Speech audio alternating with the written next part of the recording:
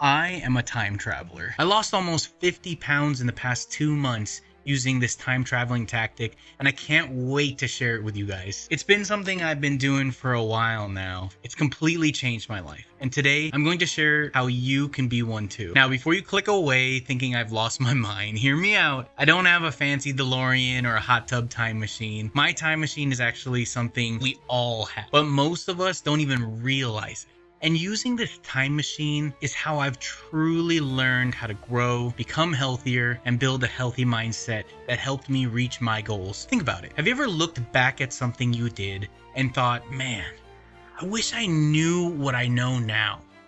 Or have you ever worried about a decision that you need to make, wishing someone could tell your future self what to do? What if I told you you can do those things? What if I told you that you can actually send messages to your future self, guiding them to make amazing choices that feel totally supported? And here's the really cool part, the one that ties it all together. This time travel isn't just about the past and the future. It's about making sure you're truly here right now, enjoying every single moment.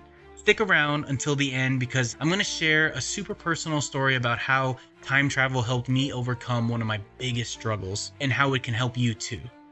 My time travel origin story.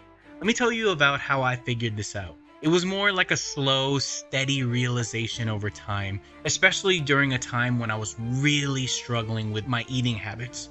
For years, I was stuck in a cycle.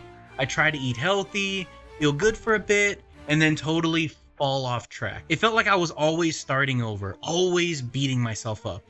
One night, after another bad eating day, I was feeling really down, and I looked at an old photo of myself from years back when I was at my heaviest, and it hit me. That person in that photo, that's past me. He was me. He was going through exactly what I was going through now, but he didn't have the wisdom that I gained from all my attempts and struggles. It was like I was looking at a younger version of myself, and I could tell him, hey, I know this is tough, but stick with it. Here's exactly what I learned that finally helped me. Suddenly, I wasn't just feeling bad about the past, I was learning from it. I realized that my past wasn't just a memory, it was a teacher. Think about it like this. If you made a mistake on a math problem, you wouldn't just keep making the same mistake over and over, right? You look back at your work, see where you went wrong, and learn from it. That's exactly how we can use our past experiences.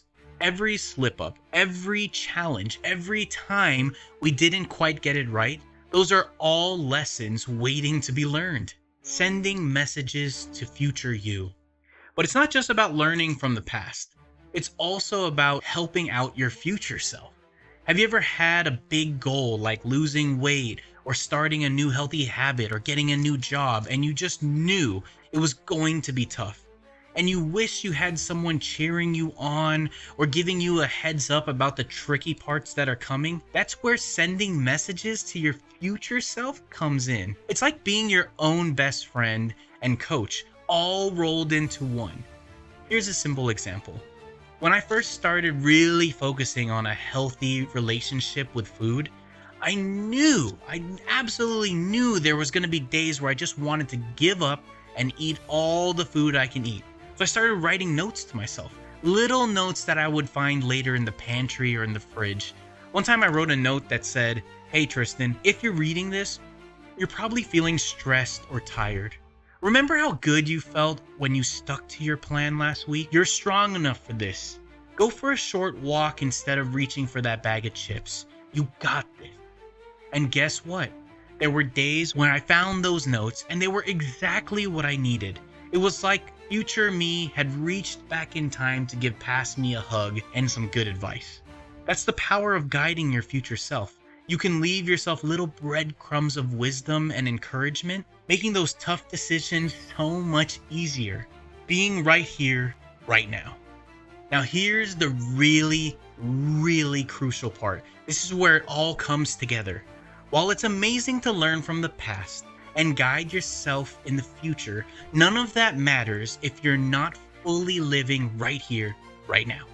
If your mind is always stuck on what you did yesterday or what you need to do tomorrow, you're missing out on the only moment that actually matters. This one. This was a huge lesson for me, especially during my weight loss journey.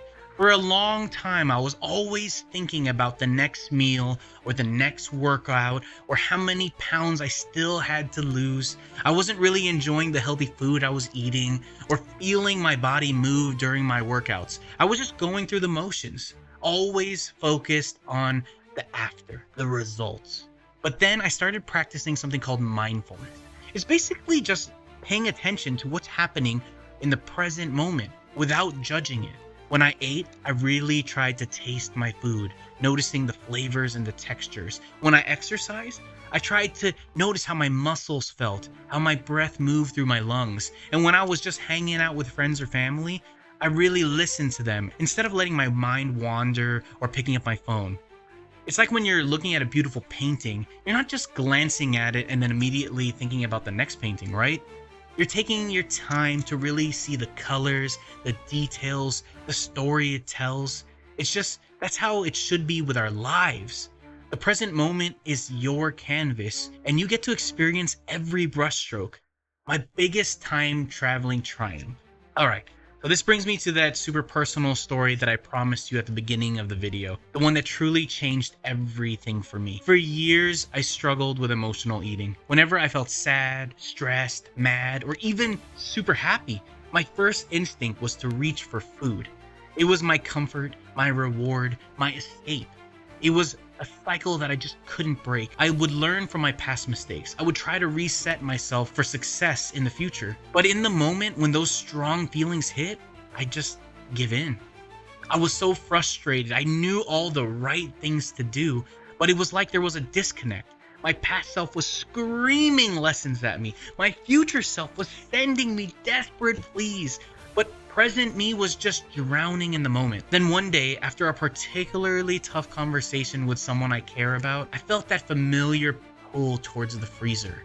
My mind was racing, telling me all the reasons why a tub of ice cream would make me feel better. But then something different happened. Because I had been practicing being present, even just for a few minutes every day, I was able to hit a tiny pause button. Instead of just grabbing the ice cream, I took a deep breath, and then another, and another, and I noticed the tightness in my chest, the way my stomach felt a little jumpy. I acknowledged the sadness that I was feeling. I didn't try to push it away or fix it with food. I just felt it. And in that moment of stillness, a thought popped into my head. It wasn't a complex thought or some grand philosophical idea. It was just a simple message. A message from my future self. Is this really what would make you feel better? Or will it just numb you for a little while and make you feel worse later? And then a memory from my past self chimed in. Remember that time when you went for a walk when you were feeling down? How much better you felt after that? In that one tiny present moment, all three parts of my time traveling self came together. My past self offered wisdom. My future self offered a gentle warning. And my present self was finally open enough to hear them. I didn't eat the ice cream that night. Instead, I went for a walk around the block, and then I called a friend. It wasn't a magic fix, and I still have moments where I struggle. But that night, I truly understood the power of being a time traveler. It's about using the wisdom of your past, the guidance for your future, and the power of your present moment, becoming the best version of you. So how can you become a time traveler? First, you gotta learn from the past. Don't beat yourself up about mistakes. Instead, look at them like clues. What can you learn from them? What went wrong? What could you do different next time? Write it down. Talk about it. Just make sure you're truly understanding the lesson. Second, guide your future self. What are your goals? What challenges do you expect to face? Write yourself notes of encouragement. Create a plan. Visualize yourself succeeding. Give your future self all the tools and support they need to make good choices. And third, embrace your present moment. This is where the real magic happens. Practice being mindful. Pay attention to your breath. your senses, the world around you. When you're eating, really taste that food. When you're with loved ones, truly be with them. Put the phone down. The more you live in the present, the clearer you hear those messages from your past and your future selves. This isn't just about losing weight or building healthy habits. It's about becoming the absolute best version of you. It's about building bulletproof mindsets, one healthy habit at a time, by using the amazing power you already have inside you.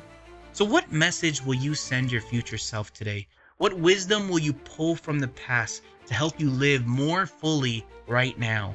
Let me know in the comments down below. And if you found this video helpful, hit that like button. You can subscribe if you want more tips on transforming your life, your body, your mind. See you guys in the next one. Your friend in time. Peace.